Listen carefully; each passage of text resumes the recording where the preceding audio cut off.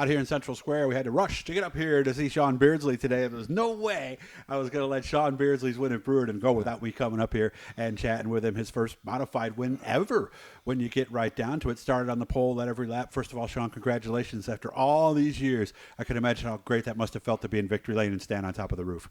Oh, absolutely. Like I said, I have a gazillion second-place finishes, and it's always been, the end of the race, a caution and a heavy hitter would get me, or, it's been like that.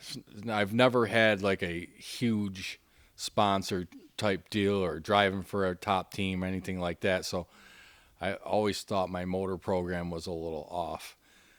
This year I got Gordon engines, and it seems to be getting the job done.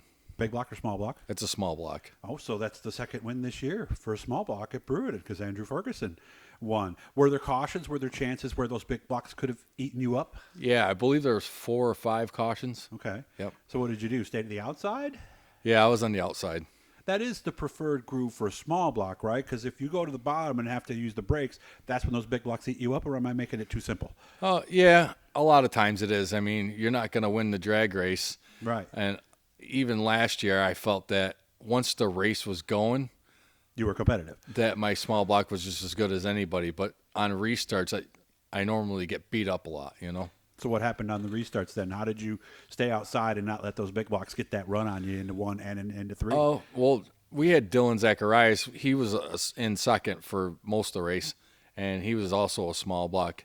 And when you do your restarts, you get to prefer your line. So I was making sure that I was getting my restart in my spot, where I wanted to be. Yeah, and with a small block inside of you, you didn't necessarily have to worry about that as much. Right. Okay. So how many laps did we go green at the end before the checkered? The last 5. Last 5. So that what I would imagine would be the time that you're, after a gazillion, to use the word that you use, second place finishes, that had to be in your head, right? It was, and I knew that Larry and Timmer were right there. Them two, you could never really know. It takes them a while to get through the pack, and obviously they're some of the best guys to race against, and they know the track. I mean, they know inside and out. So, I really wasn't worried because I didn't feel at any time that I was overly contested on Dylan Friday. Was still in second at that point? Yes. Okay. Can you see the board there? Yes. You can. You just get a quick glimpse of it. A quick glimpse other coming places, out of right? 4, yeah. Okay. And you kept saying, okay, there's Dylan. There's the 27 behind me, so I'm good, right? Yeah, well, I don't ever consider any situation on the track that like I got locked up because it's not the case at all, And Brewerton and Fulton this year, we've had big car counts, a lot of competition, and coming from the back is very difficult for anybody. Yeah. So obviously it was a big advantage to start on pole, but they got their chances, to beat me. So. Obviously, it's always best to be in the front. Yes, so. it is. Of course, night I was there was 32. Were there more than that last week? I was 30. 30, okay. I was 30. And how many did they qualify out of a heat? They were taking 5. So, so if you're the number 1 on the handicap sheet, you're starting 15th. Yeah. That's tough sledding. Was the track racy? Oh, yeah. It was really slick, but there was 2 lanes. There was I would say, not necessarily bottom, but there was like a middle bottom. Okay. At least a spot to where you could get to the brown on the back straightaway and whatnot. Okay. But it was pretty much slick top to bottom. I know we both are feeling like we're in a rush because Sean's got to go pick up his daughter, but we've got plenty of time. You don't have to leave for another 7-8 minutes, so we're in good shape. So that's how we plan things in racing. We get things done. Right. Sometimes kind of like being in between the heat and the feature, right? Right, exactly. Or loading up to go to the races, everything's last minute. It seems like we're right back there. When was the last late model win? That was more recently, right? Yeah, I would say the last year that we ran late models full time at Fulton was like 3 years ago. Okay. I drive Tina and Chuck's car, and we won one there at Fulton. Did you have a feeling after the heat, knowing where you were starting, that maybe this could be the night? Oh yeah, because I won my heat too, and there was big blocks in that too, So the car was just overall had great balance all night long. It might have been just my day. I don't know. Yeah.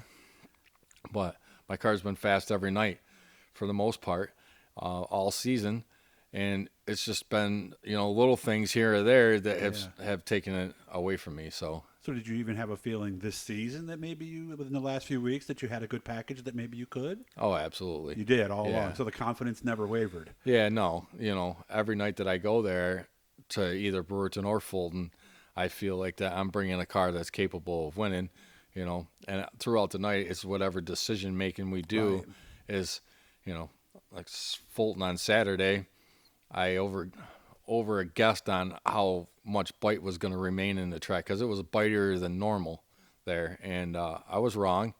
I started 9th, got up to 5th, was fighting for 4th, and then boom, it's like a light switch. It just went. That was it. Yeah, it was over. Okay. And we started backing up. I think I finished 11th or 12th, and that's just a rough feeling when one or two cars a lap are getting it's you're tough. done. The car's not going to magically get better. And I started searching a little bit, and that was costing me time. I didn't. What else can you do? I never found anything else. Yeah, you get passed by 2 cars on the top. So, all right, maybe I'm going to go to the top. So I went to the top a couple laps, and I got passed by a car on the bottom. It's like I don't know. We're going to go back to the bottom, and then I got passed by a couple more cars on the top. It's just. You can never really guess that, and that's always a situation where you might be better off to be the guy behind the person who's in front, because.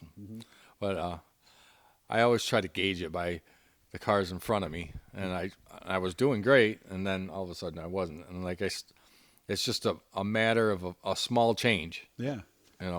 And you made the right decision Friday night or Saturday. So what did we decide Friday that ended up? Did we make a lot of changes? Did we do the standard just tighten up a little bit? What did we do? Oh, well, when we unloaded the car the first time we ran it at practice at Brewerton, we went there with no setup. We got the car ready just in time to go to the practice. And we went there, and the car was wicked fast.